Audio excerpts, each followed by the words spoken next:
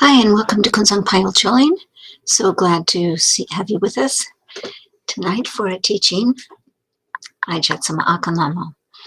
Yeah, these teachings were given back in 1991, at least this one in particular. The title is Apply the Four Noble Truths in Your Life. And so we will begin.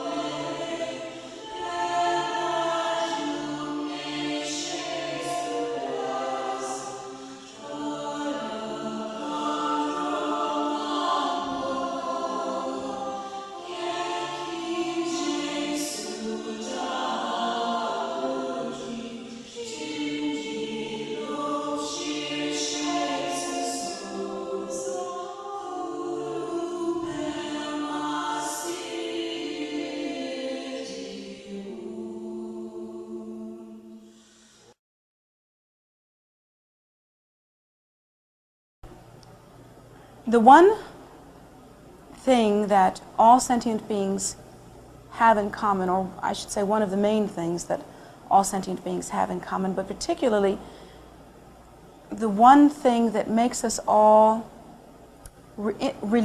interrelated, kind of like brothers and sisters under the skin, is that we all, in our own fashion, wish to be happy. And if you examine the content of your life and what you've done and not done up until this point, you'll find that just about everything that you've engaged in up until this point has been, in some regard, an attempt at being happy. That attempt at happiness, unfortunately, is only sometimes successful, and sometimes it's extremely misguided. Actually, we might have some better idea as to what happiness is all about than someone who habitually is harmful toward others, who has a strong habit of harmfulness toward others, or perhaps extreme selfishness. Even someone like a person who is chronically a criminal, perhaps someone who is a thief, or even a murderer. Even a good example might be the recent capture of a man who was a serial murderer. Believe it or not, even such an extreme condition like that is a misguided attempt to be happy. Of course, it's extremely misguided. And that's the one thing that we might have in common with such a one as that, is that we are both trying to be happy. That's really hard to understand, though, isn't it? Because we can't think how it would be possible to be happy by really harming others in such a bizarre and brutal way as that man apparently did. We can't understand what would he be thinking of? How could he think like that? How could he think that being harmful and hateful toward others could possibly bring happiness? Of course, it's hard to say because we don't have the man here.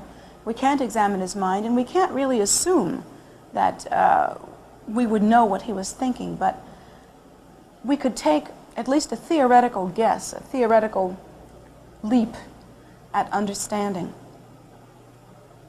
Possibly in this man's mind, the control or power that he achieved over others through that kind of brutality, he thought would make him happy. The feeling of controlling others, the feeling of supremacy, the feeling of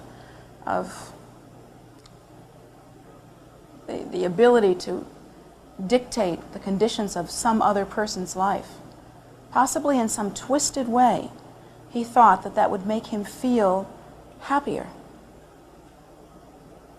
Perhaps he didn't even use the word happy. Perhaps he felt an exhilaration of power. Perhaps he felt an excitement about the continuation or fulfillment of some crazy compulsion It's really hard for us to understand because we don't act like that. But we do, throughout the course of our lives, demonstrate certain activities that we ourselves don't understand.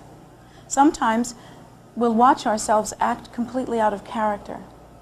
Or even if we are within character, and that means predictable, we'll watch ourselves move through certain cyclic changes within our lives in which we predictably act the same, but that it predictably brings no good result. An example of that might be something like a story that I've heard here more than once with students that will come to me for consultation or just to talk to me for a while. And they'll say, well, I don't know what to do about my tendencies in perhaps relationships. In relationships, it seems that I act a certain habitual way. It seems that I become attracted to people of the opposite sex that are not appropriate for me, that they are not compatible with me, and that under those circumstances, I generally, for a period of time, feel a great attraction and then ultimately become very unhappy. Or perhaps in a relationship, I cannot assert myself. I habitually act like an underdog or an underling, and I cannot achieve any real happiness in relationships. Or perhaps in relationships, I habitually come on strong in the beginning, and then after a while I turn off and feel very much out of touch with the meaning of the relationship. Whatever it is, I've had many students, many times during the course of my speaking with students, students will come to me and they'll say, I don't understand this habitual tendency that I have. I don't understand how it is that I continually engage in the same patterns. We all understand patterns. We all have patterns within our lives. And we don't understand why it is we often do perpetuate patterns that bring us unhappiness. Patterns that have never worked out before, and why should they this time? But they bring us continually some disappointment. Why is it that we do that? Perhaps we think that maybe we don't really want to be happy. I don't think that that's the case. According to the Buddha's teaching, everyone wishes to be happy. Across the board, everyone wishes to be happy. But we all have these inner messages that we're playing to ourselves, like perhaps we think we'll be the happiest if we're unhappy, because we deserve to be unhappy in some strange way. Or perhaps we think that we'll be the happiest if we can act unhappy so that others will comfort us, and that's really what we want. Or perhaps we feel that if we act misguided enough, eventually someone will come forth with the answer for us. We have all kinds of hidden inner agendas that we play over and over again. But we should never mistake that the one thing we all have in common, no matter what our condition is, and no matter what our habits are, is that we do wish to be happy, and we wish it deeply. We wish it very much. What is the problem? Why is it that we cannot really find happiness on any permanent basis? Well, there are many different reasons for that, and one of those reasons is that, as Lord Buddha teaches, nothing in the life of a sentient being is permanent. Literally, the life of a sentient being is like a waterfall rushing down a mountain. The scenario always changes, the scene always changes, and the life itself is rushing very quickly, begun and then over. Life is impermanent. Everything about our lives are impermanent. Even the cornerstones of our lives, the things that we pin our hopes on, such as family, such as relationships, and such as possessions. Even possessions that seem very solid, like a car. A car is very hard. You can come and hit your car just like that, and it's very solid. And we might think that this car is going to be the one that makes me happy. But as you know, as soon as you begin to pay that car off, 3 or 4 years into ownership, that car is going to begin to abandon you. And that is always the case.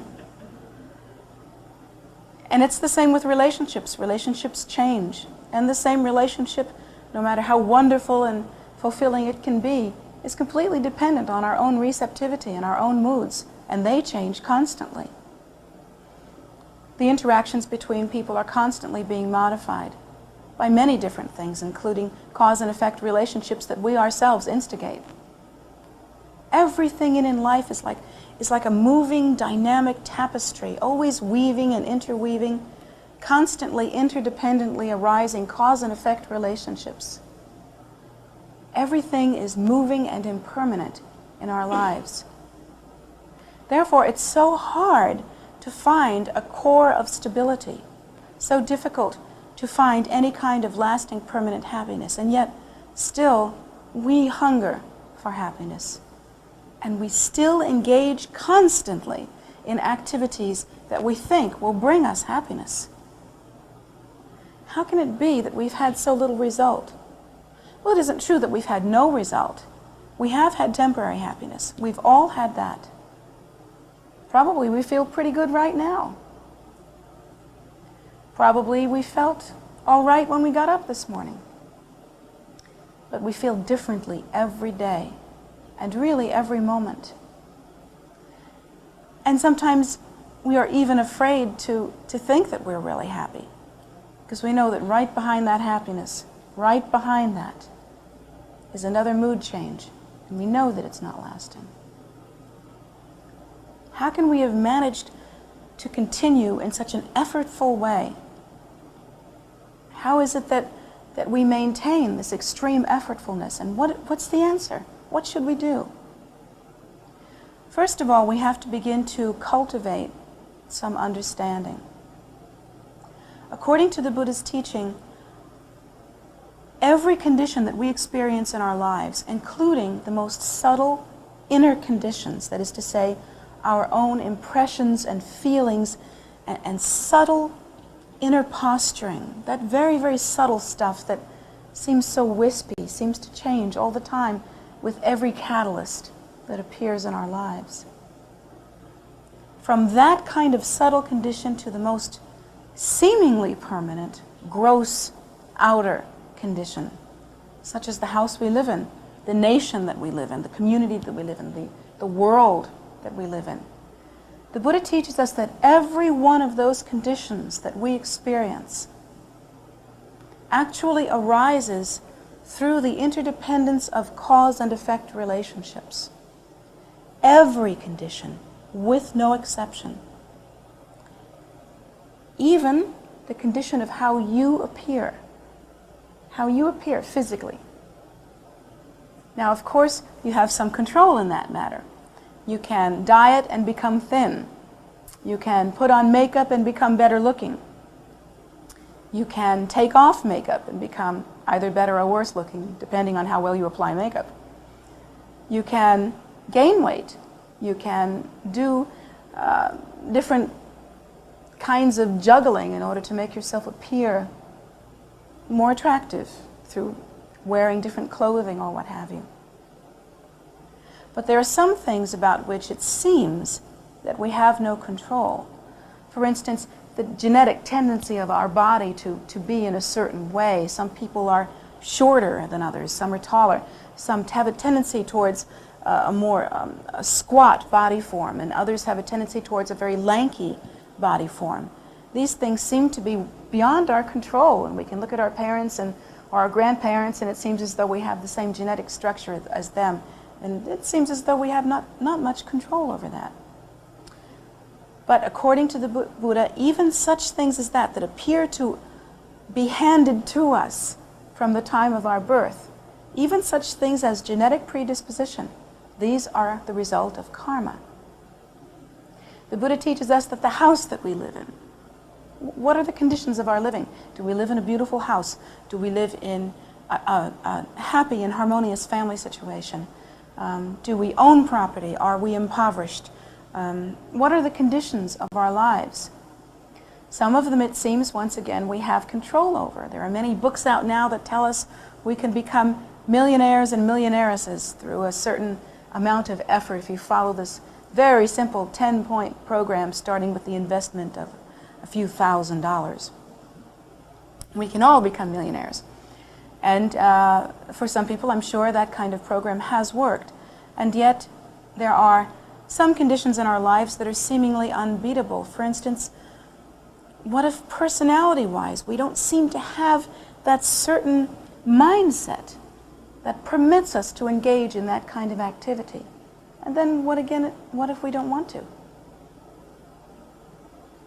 Some people feel chronically defeated and have always felt so, and they never take aggressive moves toward gaining whatever it is that they want. But other people seem to have to do nothing, and happiness comes to them, or prosperity comes to them.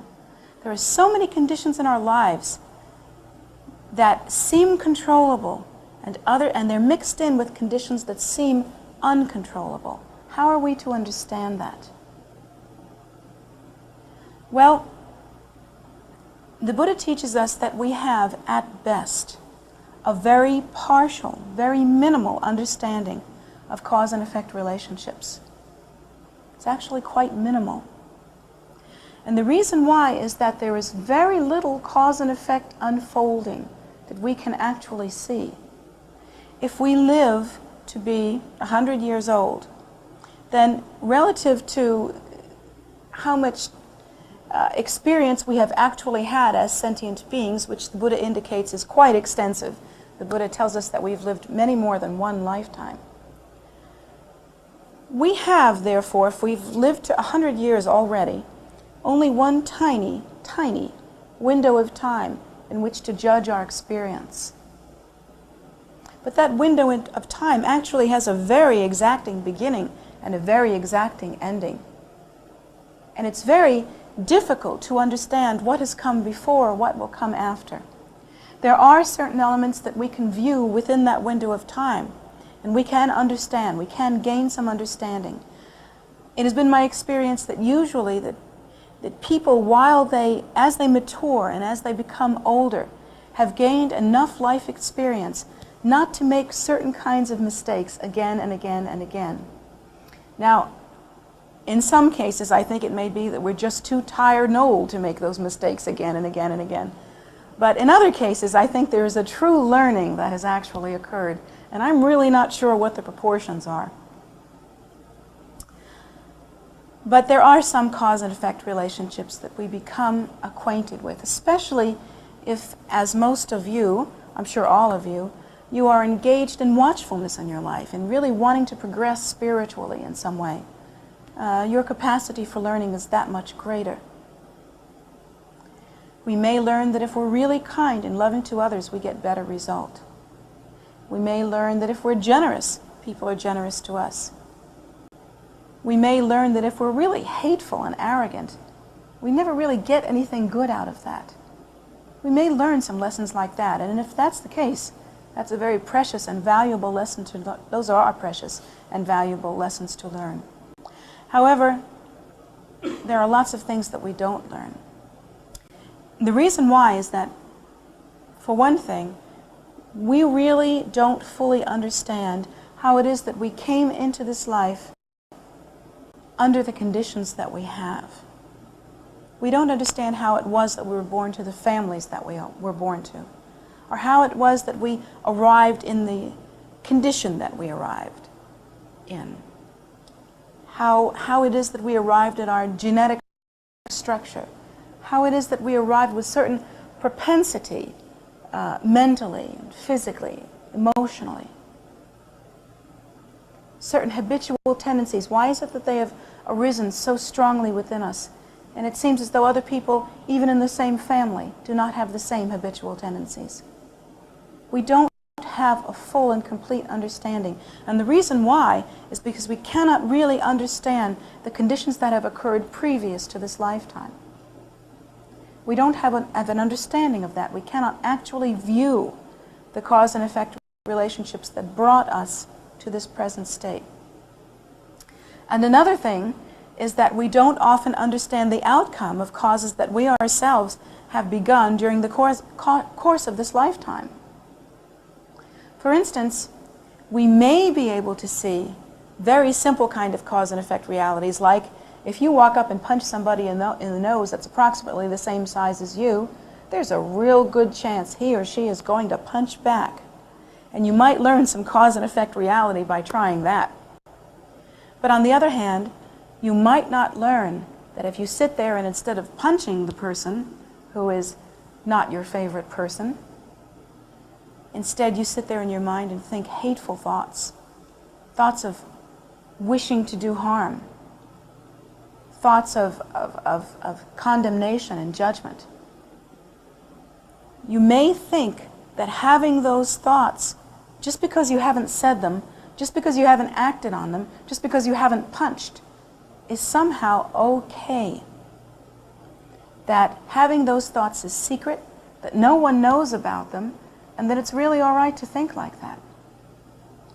Because you won't see it play itself out. And even if it does play itself out during the course of that lifetime, perhaps the person that you have these thoughts toward is in the future, maybe even just a couple of weeks from that time, strongly hateful toward you. You may not understand the connection. You may not see what has happened. Certainly you will not see if that cause and effect relationship ripens in some future life, because you won't remember that you just got what you deserved. You won't remember that you had the same thoughts about that person. So we don't have any real way to understand direct cause and effect relationships. And it is for that reason that we cannot really seem to understand how to create the causes of happiness. A good example of that is this.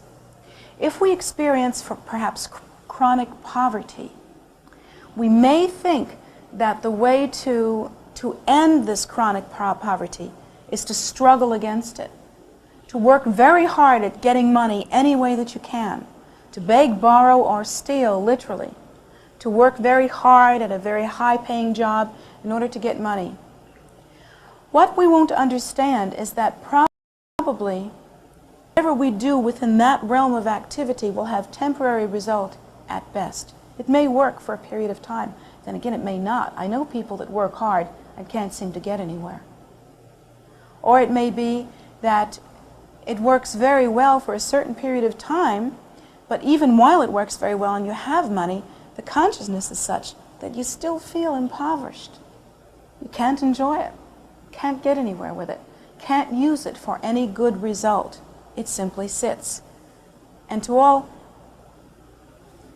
intents and purposes, you are still impoverished. It's very difficult to understand how it is that these cause and effect relationships play themselves out. Now, according to the Buddha's teaching, if you have a great deal of affluence at this time, if that is easy for you, then what has actually occurred is that in the past you have accumulated a great deal of merit through generosity. Through generosity, through giving to others. And that is why in this lifetime it is easy for you to accumulate money, or easy for you to enjoy money, or easy for you to feel wealthy even if you don't have much money. It is easy for you to feel that you have plenty, enough, that you're just fine. Either inwardly or outwardly, you are prosperous. This is a hard lesson to take in, because we want to feel that this personality in this lifetime was responsible for doing something in a very competent way in order to achieve these excellent results. But according to the Buddha, in many cases, prosperity is the result of generosity. In fact, in all cases, prosperity is the result of generosity. And a person who is chronically impoverished is a person who has not been generous and continues to not be generous with their resources, with their time, and in their hearts. The Buddha teaches us the antidote to poverty is not getting money any way you can, but that the antidote to poverty is kindness and generosity and putting out in order to benefit others. Actually, these are the teachings and lessons that we are trying to implement here in this temple. One of the goals that I have personally invested a great deal in is to try to create in this temple an opportunity for sentient beings to invest their effort, their kindness, their resources in whatever way in order to bring benefit to others. I feel that this is a beneficial practice. According to the Buddha's teachings, this is one way to create the perfect interdependent cause and effect arising in order to create the kind of happiness that we wish. The efforts that we engage in here have to do, actually I should say the efforts that we engage in here don't seem to bring much result at this time in this way. Right now, for instance, we are holding a 24-hour-a-day prayer vigil. There's always someone in that room behind the staircase, the shrine room, who is praying for the welfare of sentient beings. We actually take 2-hour shifts and we go round the clock 24 hours a day. Now, what is that producing for us now? Nothing. Absolutely nothing. We lose sleep, we get irritable, we're tired. Sometimes we don't want to get up and do this thing. Sometimes we do everything that we can to trade shifts so that we don't have to be there on Saturday morning. But somebody gets stuck with it, I guarantee you. Where's the payoff? Why would we want to do that? Let's talk about some of the other things that we do. Right now we're building a stupa park with 8 stupas in it. In the past we built the stupa that is out on the grounds toward the parking lot. When we built that stupa out there, we had weather such as we've had in the last couple of days. For some reason, every time we build stupas, this happens. I don't know why. But it seems to be in the high 90s, if not 100 or over, with humidity just under pouring, you know, somewhere around 99.9. And it's just beastly weather, and it's very difficult. And we get out there and we work very hard and we sweat very much, and it seems as though the effort will never end, and it's very, very hard because we do everything ourselves. And sometimes we lose weekends for a whole summer. Sometimes we lose evenings for months. We don't get much rest. We work very, very hard. Why do we do this? What's the benefit? What are we experiencing right now in building this stupa park that's so wonderful? Besides backaches and sore limbs. And it seems as though nothing. It seems as though we're just working very hard for no good reason. But actually what we are doing here is we are implementing the Buddha's teachings. The Buddha teaches us that whatever we can do to benefit beings, to bring happiness and well-being to sentient beings, will bring us happiness and well-being as well. The Buddha teaches us that the point of our practice, the point of our lives, is to actually engage in meritorious, generous, wholesome, and virtuous activity that will be of benefit to sentient beings.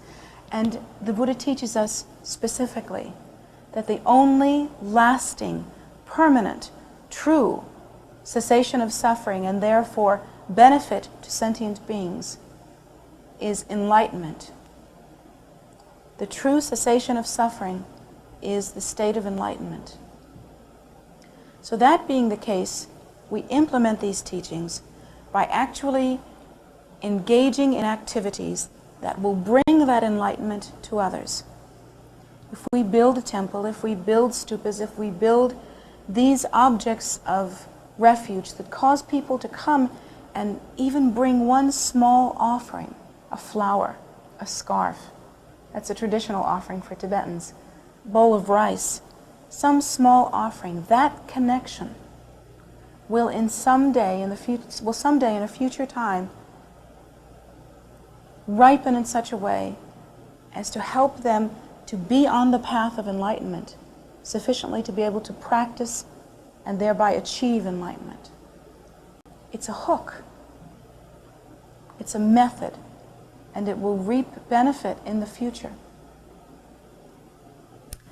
I've seen it time and time again. There are beings that come here that know nothing about enlightenment, care nothing about anything but today.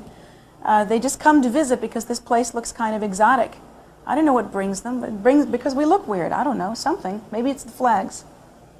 Drives some of us crazy, but some of us, it pulls us in. They come to this place and they'll go, what's the deal here? What is this place? And we'll explain to them that this is a temple for Buddhism, and they'll get some view about this, and they'll have a minimal understanding, and they'll think, oh, this is all right. And then we'll say to them, well, this is great, but what you ought to do is you ought to go to the stupa, and you ought to go around the stupa 3 times in a clockwise direction and make prayers both for your own well-being and for the welfare of others. And if you do that, absolutely, the teaching is that you'll have some benefit from that, that there will be some benefit from that. Well, see, most people are just a little superstitious. You know, we're a people that, remember when you were a kid, you wouldn't step on the crack because you might bring bad luck. You know, you wouldn't step on the crack in the sidewalk because you might break your mother's back or some weird thing like that. Wasn't that the rhyme? Step on your crack and you break your mother's back? Well, nobody's mother probably has a broken back, so it must have worked. You avoided it.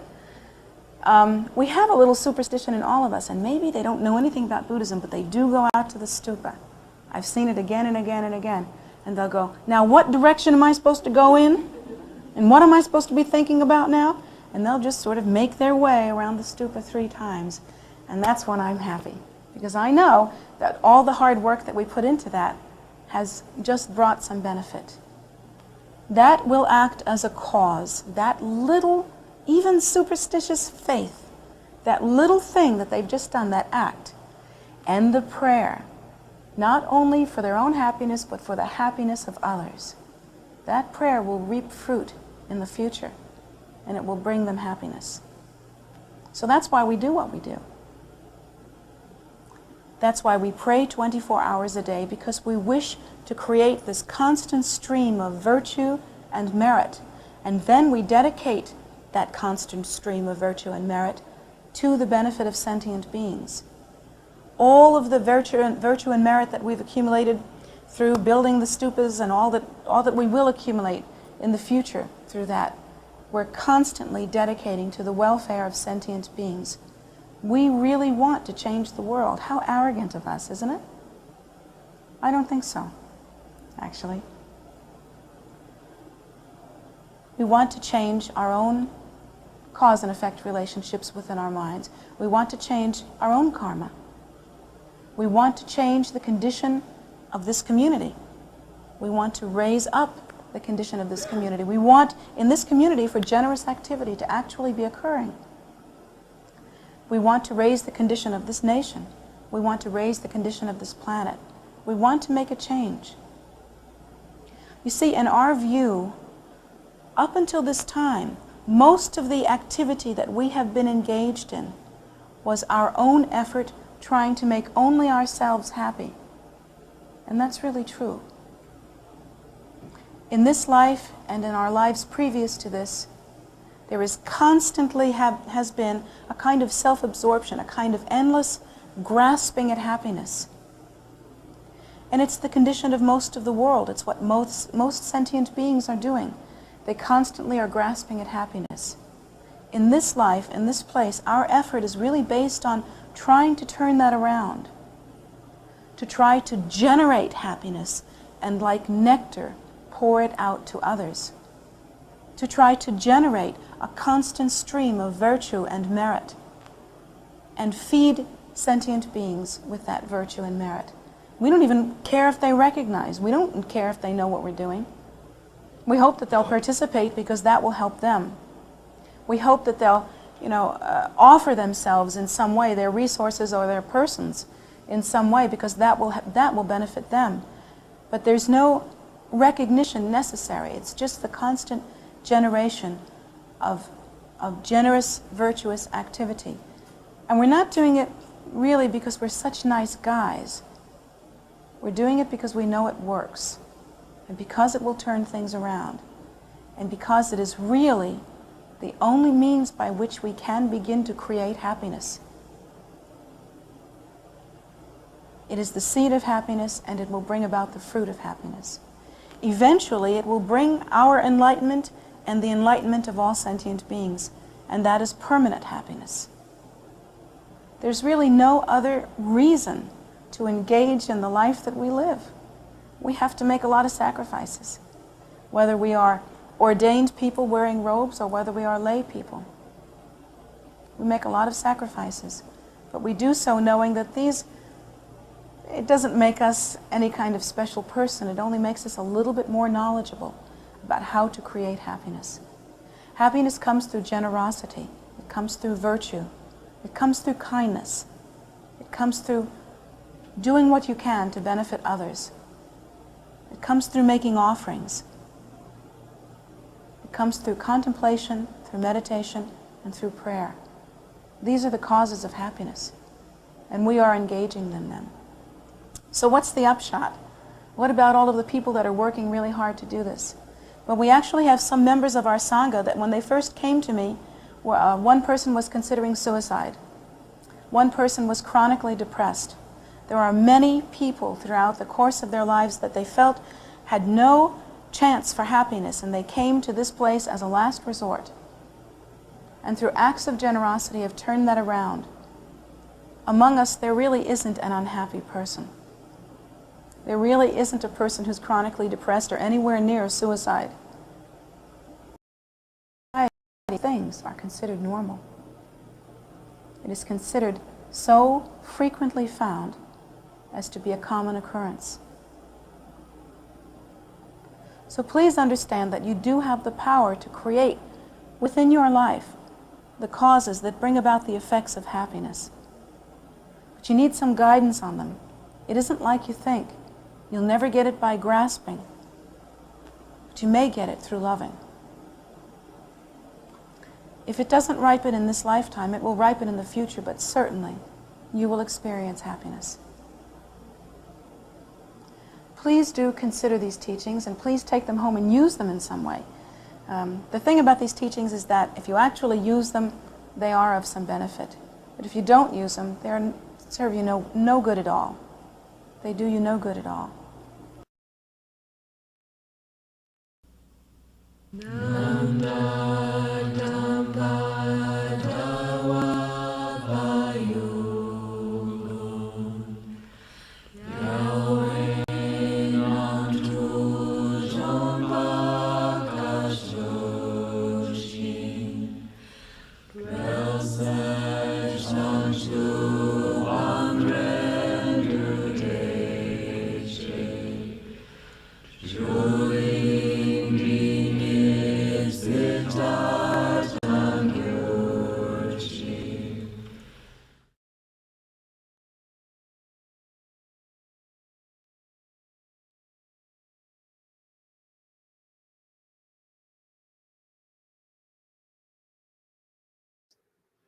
Well, I really messed with the chat. Really sorry about that.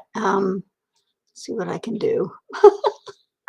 But while I'm trying to undo what I did, let me just thank you for being here and joining us for this teaching. And we're so happy to have you. And we're so happy that you were able to enjoy Jetsunma's teaching along with us.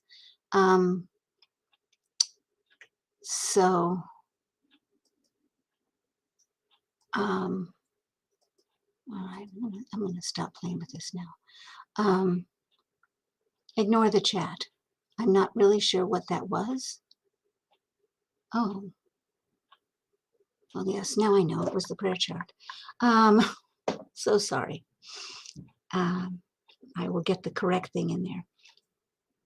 Okay, let's see. We show these Buddhist teachings, these teachings by Jetsunma, which are so precious, on Wednesdays at 7:30 p.m. and on Sundays at 11 a.m. And I know a lot of you join us at one or the other of those times, and we hope that you are enjoying them. And so they are also archived on YouTube, and they are available to you there all the time. So in addition, live here at the temple, and we are open inside, which is very, very cool. It's actually 8 a.m. to 8 p.m. daily. And you can come in through the south door, which is toward the back of the temple, allowing you to see the very cool animals that are back there. And come in that door and just meditate if you wish, join in the practice if you wish, whatever you would like to do. The prayer room is open, and that's the main room right there. So we're happy to have you come. And the meditation, then you could come for that live now, or you can join on YouTube on Saturdays and Sundays at 10 a.m. So either option is available to you. And the Medicine Buddha practice is done on Facebook every single evening at 7 p.m. It's a very short practice and produces tremendous benefit for you and for all those that you pray for. We offer a food offering ceremony every day on Zoom, except on Sundays, also in person, should you want to come, Monday through Friday, 5:30. It's a short Namchu Sok, and we can give you a link to the practice. We don't have a lot of books yet, but we're still coming out of the post-pandemic phase. Saturdays, we offer that same soak at noon. Sundays at 2 p.m. we offer a different soak. It's a longer practice. It's called Rigzen Dupa, and it's a Guru Rinpoche practice. And we offer that at the Guru Rinpoche statue across the street, and it's live, and it's on. If we can pull it off, it's on Facebook Live. So that's where we are with that. So. Let's see, that's the, check our calendar on tara.org for the, for any changes, any information. I often, Jetsunma these days, if something's important, she'll change the practice to Rigzen Dupa or to something else, depending on the need. And that change will often come at the very last minute. So anytime you want to go on to tara.org and you go under Meditate, Pray, Study, under that you'll find the calendar. You can just, noodle around a little bit. The calendar's in a couple of places. It's under Pray With Us and it's under just Calendar. So when you find that calendar, you can click on the event and it should be updated, tell you what it is, tell you what the practice is, and also what the links are to get to it. So we hope that all of that is helpful. We hope to see you. We hope you can come visit, walk the land, which is open dawn to dusk every day, and just enjoy the grounds and the statues and the stupas and the prayer room and all of the incredible supports for your practice and for, connecting with that space within. So we hope you do join us, and we are so happy to have you. And anytime you might want to make an offering to Jetsunma, you can do so on her PayPal account, which is jetsunmagift@gmail.com. Also, you can put you can email any of us at kpc@tara.org and get answers to any of your questions. I think I made it through without the chat that I was hoping to put up there. So thank you all for coming. We love seeing you all, and we hope to see you in person here. Thank you.